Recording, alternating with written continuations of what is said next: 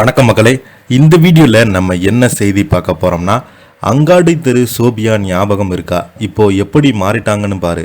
அவங்களே ஒரிஜினல் பெயர் இதுதான். இணையதளத்தில் வைரலாகும் அவங்களுடைய புகைப்படமும் தற்போதைய நிலையம். வாங்க என்ன தகவல் என்ன செய்துன்னு இந்த வீடியோவில் விரிவாக பார்க்கலாம்.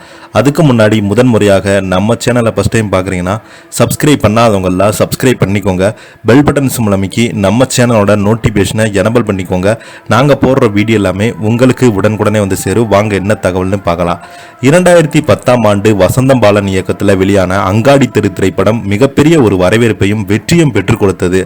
சினிமா பொறுத்தவரை ஆண்டுதோறும் நடிகைகள் அறிமுகமாங்க. ஆனால் அவங்க அனைவருமே அடுத்தடுத்து படங்களில் நடிப்பாங்க என்றால் அது கேள்விக்குறிதான். அதே போல ஒரு படத்தில் நடித்து நடிகர்கள் அனைவருமே ரசிகர்கள் மனதில் காலம் கடந்து நிலைத்திருப்பாங்க. ஆனால் ஒரு சில நடிகைகள் ஒரு படத்தில் மட்டுமே நடிப்பது இன்று வரை ரசிகர்கள் அவங்க எங்கே இருக்கிறாங்க என்று தேடும் அளவுக்கு இருப்பாங்க. அந்த வகையில் தான் ஒரு நடிகை தான் சுகுணா நாகராஜன். அங்காடி தெரு படத்தில் சோபியா என்ற கேரக்டரில் நடித்து ரசிகர்கள் மனதை வென்றாங்க. இந்த நடிகை 2010ஆம் ஆண்டு வசந்த பாலன் இயக்கத்தில் வெளியான அங்காடி தெரு திரைப்படத்தின் பெரிய வரவேற்பு வெற்றியை பெற்றது. சென்னை ரங்கநாதன் தெருவில் உள்ள கடை ஊழியர்கள் கடினமான வாழ்க்கை அடிப்படையாக வைத்து இந்த படத்திற்கு திரைக்கதை அமைக்கப்பட்டது.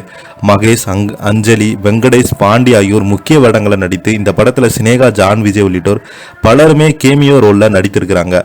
விஜய் ஆண்டனி மற்றும் ஜிவி பிரகாஷ் இசையமைத்திருக்கிறாங்க. இந்த படத்துல பாண்டி நடித்த மாரி கேரக்டர், காதலிக்கும் சோபியா கேரக்டர்ல நடித்தவங்க தான் நடிகை சுகுணா நாகராஜன்.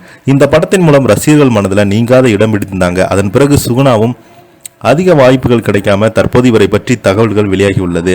அங்காடி தெரு படத்தில் இணை இயக்குனர் பணியாற்றிய நாகராஜன் என்பவரை திருமணம் செய்து கொண்ட சுகுணா சொந்தமான பியூட்டி பார்லர் நடத்தி வராங்க. சமீபத்தில் நேர்காணல் ஒன்றில் சுகுணா தனது வாழ்க்கையில் கடினமான காலகட்டங்களை பற்றி மனம் பற்றி பேசியிருக்கிறாங்க. எங்கள் திருமண வாழ்க்கை மிகவும் சவாலான காலகட்டத்தை கடந்து வந்தது. நான் கர்ப்பமாக இருந்தேன். ஆனால் 8வது மாதத்திலே குழந்தை இழந்து விட்டேன். குழந்தை கர்ப்பப்பையிலேயே இருந்து விட்டது. அது என்னை மனதளவில் மிகவும் பாதித்தது. பல கடினமான முடிவுகளை எடுக்கும்போதுதான் வேண்டியது. ஆனால் கணவர் அந்த சமயத்தில் எனக்கு உறுதுணையாக இருந்தார். பின்பு எங்களுக்கு ஒரு அழகான ஆண் குழந்தை பிறந்தது. ஆரம்ப காலத்தில் என் கருப்பு நிறத்தால் நான் மிகவும் தாழ்வு மனப்பான்மையாக உணர்ந்தேன். ஆனால் திருமணத்துக்கு பிறகு எல்லாமே மாறிவிட்டது.